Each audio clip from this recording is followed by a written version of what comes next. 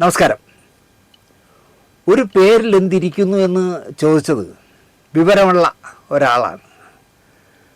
അദ്ദേഹത്തിൻ്റെ കാഴ്ചപ്പാടിൽ അത് ശരിയായിരിക്കാം, ഒരു പേരിലൊന്നുമില്ല എന്ന്. പക്ഷേ ഞാൻ കരുതുന്നത് ഇപ്പോഴും പേരിൽ തന്നെയാണ് എല്ലാം ഇരിക്കുന്നത് എന്നാണ്. മിന്നൽ പിണറായി വിജയൻ എന്ന് എപ്പോഴോ ഏതോ പത്രത്തിൻ്റെ ടൈറ്റിലായി കണ്ടു, ഹെഡിങ്ങായിട്ട് കണ്ടു. എനിക്കൊന്ന് കേരളവും ഇതിലാണെന്ന് തോന്നുന്നു. മിന്നൽ പിണറായി വിജയൻ ഈ കഴിഞ്ഞ ഇലക്ഷനിൽ എന്തോ ജയിച്ചപ്പോൾ. മിന്നൽ ധർമ്മടം വിജയനെന്നോ മിന്നൽ ഏതെങ്കിലും ഒരു ചെല്ലപ്പനെന്നോ പറഞ്ഞാൽ ഈ പറയുന്ന ഗുമ്മുണ്ടാവില്ല. അത് പിണറായി വിജയന് ഉള്ള പേര് തന്നെയാണ്. എന്നാൽ തകഴി ശിവശങ്കരപ്പിള്ള തൻ്റെ അനുഭവങ്ങൾ പാളിച്ചകളിലെ നായകൻ ട്രേഡ് യൂണിയൻ നേതാവാണല്ലോ. അയാൾക്കിട്ട പേര് ചെല്ലപ്പൻ എന്നായിരുന്നു. ആ കഥാപാത്രത്തിനൊരു ചന്തം ഉണ്ടായിരുന്നു ആ പേര്. നിത്യഹരിത നായകൻ അബ്ദുൽ ഖാദർ എന്നിട്ടിരുന്നെങ്കിലോ പരമ ബോറായിപ്പോനെ ഇല്ലേ. നിത്യഹരിത നായകൻ ഒരു പ്രേം നസീർ തന്നെ ആകണം.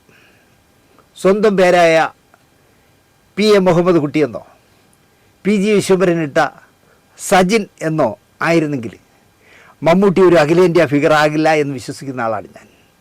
ആയാലും ഇന്നത്തെ പോലെ ഒരു പവർ കാണില്ല അതിന്. മമ്മൂട്ടി എന്ന് പറയുമ്പോൾ megastar Mammootty, super star Mammootty എന്ന് പറയുമ്പോൾ ഒരു ഗും മറ്റ് രണ്ട് പേരുകൾക്കും ഉണ്ടാവില്ല. പഞ്ചവടിപ്പാലത്തിൻ്റെ നായകൻ പഞ്ചായത്ത് പ്രസിഡന്റ് ദുശാസന കുറുപ്പെന്നാണല്ലോ അദ്ദേഹത്തിൻ്റെ പേര്.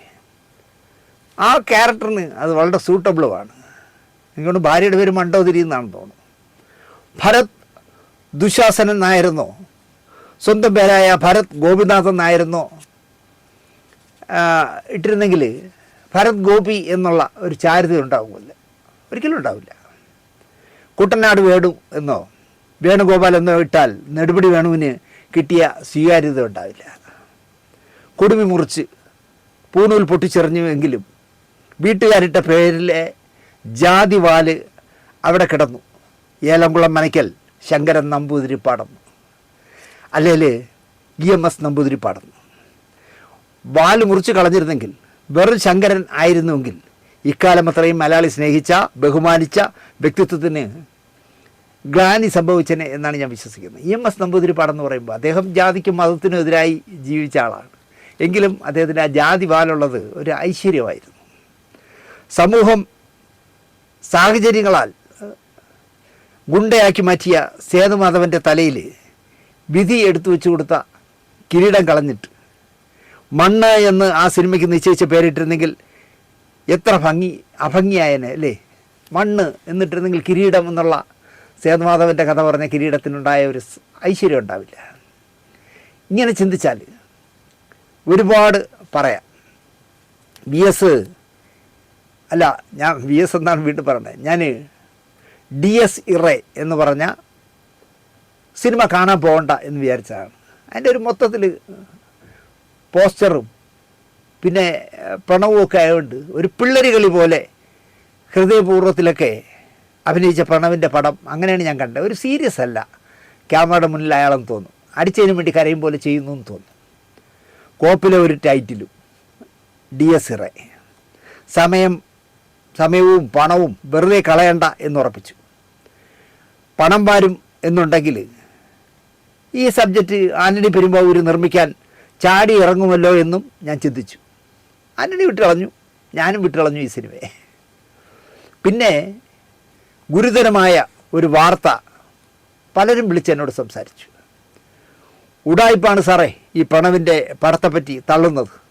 തിയേറ്ററിൽ ഒറ്റ കുഞ്ഞില്ല. സാറ് വെറുതെ പോയിരുന്ന് സമയം കളയണ്ട. മോഹൻലാലിൻ്റെ തള്ളിട്ടിയും ചുമ്മാ അടിച്ചുവിടുന്ന ഹൈപ്പേ ഉള്ളൂ. ഒരു പൊട്ടപ്പടം സാറേ.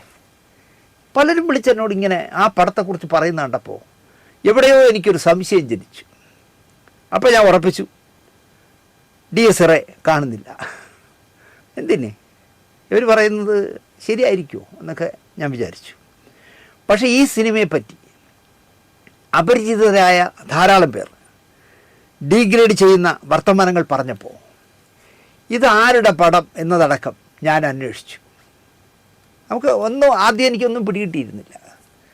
സിനിമാ വിഷയങ്ങളാണ് നമ്മൾ സംസാരിക്കുന്നതെങ്കിലും ഇപ്പോൾ ഇറങ്ങുന്ന ഈ പുതിയ ചവറ് പടങ്ങളെക്കുറിച്ചൊന്നും ഞാൻ അന്വേഷിക്കാറേ ഇല്ല. അതിലൊന്ന് എന്ന് പറഞ്ഞ് ഞാൻ വിട്ടുകളഞ്ഞതാണ്. പക്ഷേ നിരന്തരമായി മോഹൻലാലിനെ അറ്റാക്ക് ചെയ്യുന്നവർ എന്ന് തോന്നിപ്പിക്കുന്ന ചിലരുടെ സംസാരം നിരന്തരമായി എന്നെ വിളിച്ച് സംസാരിക്കുന്ന കേട്ടപ്പോൾ ഈ പടം ഈ DS ഇറ എന്ന് പറഞ്ഞത് ആരുടേതാണെന്ന് ഞാൻ അന്വേഷിച്ചു. അപ്പോൾ എനിക്ക് അതിശയം തോന്നി. തൻ്റെ ആദ്യ സിനിമയിൽ തന്നെ തൻ്റെ കയ്യൊപ്പ് ചാർത്തിയ രാഹുൽ സദാശിവൻ്റെ പടമായിരുന്നു DS ഇറ എന്ന്. അപ്പോഴാണ് ഞാൻ അറിഞ്ഞത്. അതുവരെ എനിക്കറിയില്ലായിരുന്നു രാഹുലിൻ്റെ ആണെന്ന്. ഭൂതകാലം എടുത്ത സംവിധായകൻ്റെ സിനിമയാണെന്ന് ഓർത്തതേയില്ല. എന്നാൽ അതിൽ ടൈറ്റിലെങ്കിലും നോക്കട്ടെ, അതും നോക്കിയില്ല. രാഹുലിൻ്റെ അച്ഛൻ സദാശിവൻ ഇടയ്ക്കിടെ എന്നെ വിളിക്കും. ഞങ്ങൾ പലതും സംസാരിക്കും. മോൻ്റെ പുതിയ സിനിമ DS ഇറയാണെന്ന് എന്നോട് അദ്ദേഹം പറഞ്ഞില്ല എന്നാണ് എൻ്റെ ഓർമ്മ. പടത്തിൻ്റെ പേര് ചിലപ്പോൾ അദ്ദേഹം വിട്ടുപോയതായിരിക്കാം. മോനൊരു പടം ചെയ്യാൻ പോവുകയാണ്, പ്രമേയത്തിന് ശേഷം ഒരു നല്ല പടം ചെയ്യാൻ പ്ലാൻ ചെയ്തുകൊണ്ടിരിക്കുകയാണെന്നൊക്കെ പറയുമായിരുന്നു. പക്ഷേ DS ഇറ എന്നാണ് പടത്തിനിട്ടിരിക്കുന്ന പേരെന്ന് അദ്ദേഹവും എന്നോട് പറഞ്ഞില്ല. മരിച്ചവരുടെ ഓർമ്മയ്ക്കായി പാടുന്ന ഒരു ലാറ്റിൻ കവിതയാണ് അത്രേ DS ഇറ. ഇവിടെ ഉണ്ടല്ലോ അത്തരം ചില പാട്ടുകൾ ഇല്ലേ, സമയമാം രഥത്തിൽ ഞാൻ സ്വർഗയാത്ര ചെയ്യുന്നു എന്നൊക്കെ പറഞ്ഞത് അതുപോലുള്ള ഒരു ലാറ്റിൻ എന്താ പറയുക കവിതയാണത്. പാട്ടിൻ്റെ വരികൾ സിനിമയുടെ ടൈറ്റിലാക്കിയതിൻ്റെ പൊരുൾ എനിക്ക് മനസ്സിലായിരുന്നില്ല. മരണത്തിൻ്റെ സംഗീതത്തിൽ ഈ പാട്ടും ഈ സിനിമയും ഒന്നാകുന്നതിൽ നിന്നാകുമോ ഈ ടൈറ്റിൽ ജന്മം കൊണ്ടത് എന്നും എനിക്കറിയില്ല. അതൊക്കെ രാഹുലിനെ അറിയാവും. 13-ാം നൂറ്റാണ്ടിൽ, നമ്മളിപ്പോൾ 21-ാം നൂറ്റാണ്ടിൽ നിൽക്കുക, 13-ാം നൂറ്റാണ്ടിൽ രചിച്ച കവിതയാണ് ഈ DS ഇറ എന്നാണ് അറിയപ്പെടുന്നത്. പ്രമേയുഗത്തിന് ശേഷം രാഹുൽ സദാശിവൻ സംവിധാനം ചെയ്യുന്ന ചിത്രം എന്ന തിരിച്ചറിവ് DS ഇറ കാണാൻ എന്നെ പ്രേരിപ്പിച്ചു. ബ്ലാക്ക് ആൻഡ് വൈറ്റിൽ കൊടുമൺ പോറ്റിയുടെ വിജയപരാജയങ്ങളുടെ ഭ്രമിപ്പിക്കുന്ന കഥ പറഞ്ഞ സിനിമ മേക്കിങ്ങിലും കഥാപാത്ര വിന്യാസത്തിലും ഒക്കെ കാണിച്ച ശ്രദ്ധ ഏറെ രസിപ്പിച്ചതായിരുന്നു എന്നെ. തിരുവനന്തപുരം ന്യൂ തിയേറ്ററിൽ രാത്രി 10 മണിക്കാണ് DS ഇറ ഉള്ളത്. പ്രേത സിനിമ പേടിച്ചിരുന്ന് കാണാൻ സിന്ധുവിനും ഇഷ്ടമാണ്. കലിയങ്കാട്ട് നീലി സ്റ്റൈൽ പ്രേതങ്ങളുടെ കാലം ഇപ്പോൾ കഴിഞ്ഞിരിക്കുന്നു. കോമഡി പ്രോഗ്രാമുകളിൽ ഇപ്പോൾ തമാശക്കാരാണ് നമ്മുടെ പാവം പ്രേതങ്ങൾ. വേണമെങ്കിൽ ഞാൻ നിങ്ങൾക്കൊരു കഥ പറയാം. ആകാശഗംഗ എന്ന് പറഞ്ഞ സിനിമ കാണാൻ ശ്രീ പത്മനാഭ തിയേറ്ററിൽ ഞാനും സിന്ധുവും എൻ്റെ മകൻ അച്ചുവുമായി പോയ കഥയാണ്. അന്ന് അച്ചുവിനൊരു 3-4 വയസ്സുണ്ടാവും. ഈ ചിത്രത്തിൽ ആത്മഹത്യ ചെയ്ത മയൂരി അവതരിപ്പിക്കുന്ന ഗംഗ എന്ന കഥാപാത്രം പ്രേതമായ ശേഷം പൂച്ചയായി വരുന്ന ഒരു സീനുണ്ടല്ലോ. അന്ന് ഈ പറയുന്ന പോലെ 4Kയും DTS ഒന്നും വന്നിട്ടില്ല. അതൊന്നും വന്നില്ല എങ്കിലും പ്രേതം വരുമ്പോൾ ഹെവി മ്യൂസിക്കും കാറ്റിൻ്റെ ശബ്ദവും ഒക്കെ പിന്നണിയിൽ വരുമല്ലോ. മയൂരി അതിലൊരു കറുത്ത പൂച്ചയായി മാറും. നമുക്ക് തന്നെ പേടിയാവും.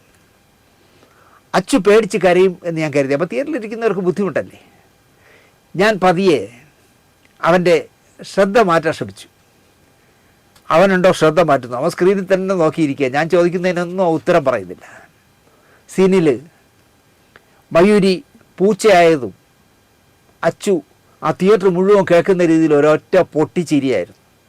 ഒപ്പം അവൻ ഉച്ചത്തിൽ എന്നോട് പറഞ്ഞു, അച്ഛാ ദേ മാമി പൂച്ചയായി. ഈ കമൻറ്റ് ഉച്ചത്തിലാണ് പറഞ്ഞത്, മാമി പൂച്ചയായെന്ന്. അത് കേട്ട ചുറ്റിനിരുന്ന പ്രേക്ഷകർ പൊട്ടിച്ചിരിച്ചു. കഷ്ടപ്പെട്ട് സംവിധായകൻ എടുത്തു വെച്ച സീൻ ടിം പൊട്ടിപ്പോയി. സത്യത്തിൽ എനിക്ക് വിഷമം തോന്നി. വളരെ കഷ്ടപ്പെട്ടുണ്ടാക്കിയെടുത്തൊരു സീന് തിയേറ്ററിൽ കോമഡിയായി പോവുക എന്ന് പറഞ്ഞാലേ അത്ര ഉച്ചത്തിലാണ് അവൻ പറഞ്ഞത് മാമി പൂച്ചയെന്ന്. ഇപ്പോൾ രാഹുൽ സദാശിവനൊന്നും വെള്ള വസ്ത്രധാരണവും വ്യക്തമായി കാണാൻ കഴിയുന്ന വെള്ള ബ്രാസിയറും ഒന്നും ടിപ്പിക്കൽ ലക്ഷ്യമാർക്ക് കൊടുക്കാറില്ല. രാഹുലിൻ്റെ ഒന്നും പടത്തിൽ അങ്ങനെയില്ല. അത് നല്ലത് എന്ന് ഞാൻ പറയും. പിന്നെ രാജമ്പി ദേവനെയും തിലകനെയും പോലെയൊക്കെയുള്ള മന്ത്രവാദികളുടെ വരവും നിർത്തി. ഇപ്പോൾ പ്രേത സിനിമകളിലൊന്നും ഇപ്പോൾ ഇത്തരം ആളുകളില്ല. അതും നല്ലത്. ലാൽ ഫാൻസിൻ്റെ സെക്രട്ടറി അല്ലാത്ത നല്ലൊരു സംവിധായകൻ്റെ കയ്യിൽ കിട്ടിയാൽ തനിക്ക് നന്നായി പെർഫോം ചെയ്യാൻ കഴിയുമെന്ന് പ്രണവ് തെളിയിച്ച സിനിമയാണ് അല്ലെങ്കിൽ ആദ്യത്തെ സിനിമയാണ്. പ്രണവ് തെളിയിച്ച ആദ്യത്തെ സിനിമയാണ് DS ഇറ. ആദ്യമത്യാദ്യം പ്രണവ് നന്നായി. അധികം ആരോടും മിങ്കിൾ ചെയ്യാത്ത ശീലം പഠിച്ചതിനാലാകണം ഓരോ ഡയലോഗിൻ്റെയും ആദ്യം തേഞ്ഞു പോകുന്നു. ഡബിങ്ങിൽ മാത്രമല്ല, ക്യാമറയ്ക്ക് മുന്നിൽ ഡയലോഗ് ഡെലിവറി നടത്തുമ്പോഴും പ്രണവ് ഇത് ശ്രദ്ധിക്കണം എന്നാണ് എനിക്ക് പറയാനുള്ളത്. രാഹുൽ സദാശിവനോ മുഖ്യ ശിഷ്യന്മാരോ ചിത്രീകരിക്കുമ്പോഴോ ഡബ് ചെയ്യുമ്പോഴോ ശ്രദ്ധിക്കാതെ പോയ കാര്യമാണ് ഇതെന്ന് തോന്നുന്നു. ആദ്യമായി ഒരാൾ കാണുമ്പോൾ, ആ സിനിമ കാണുമ്പോൾ, ഇവരൊരു 10, 50, 100 പ്രാവശ്യം കണ്ടിരിക്കുമല്ലോ, അതുകൊണ്ട് അവർക്ക് ഫീൽ ചെയ്യില്ല. ആദ്യമായി ഒരാൾ കാണുമ്പോൾ ഡയലോഗിൻ്റെ തുടക്കം ക്യാച്ച് ചെയ്യാനാകാതെ പോകുന്നത് ശരിയായ രീതിയല്ല ഒരു അഭിനേതാവിന്. അത് ഇനിയെങ്കിലും പ്രണവ് ശ്രദ്ധിക്കണം എന്നാണ് എനിക്ക് പറയാനുള്ളത്. അതിൽ ഒരു സീനിലെയും തുടക്കത്തിലെ വാക്ക് നമുക്ക് പിടികിട്ടില്ല. വാ തുറക്കാതെയാണ് അയാൾ സംസാരിക്കുന്നത്. വാ തുറന്ന് സംസാരിക്കാൻ പറയണം. ഇത് ഉള്ളിൽ നിന്ന് ഗദ്ഗതം പോലെയാണ് പുള്ളിയുടെ ഡയലോഗ് ഡെലിവറി തുടങ്ങുന്നത്. ഇവിടെ DS ഇറയെ പറ്റിയുള്ള റിവ്യൂ അല്ല ഞാൻ നടത്തുന്നത്. ഇതിൽ സഹകരിച്ച ചിലരെക്കുറിച്ച് എനിക്ക് തോന്നിയ ചില തോന്നലുകൾ അല്ലെങ്കിൽ അറിവുകൾ മാത്രമാണ് ഞാൻ പങ്കുവയ്ക്കുന്നത്. നന്ദി, നമസ്കാരം.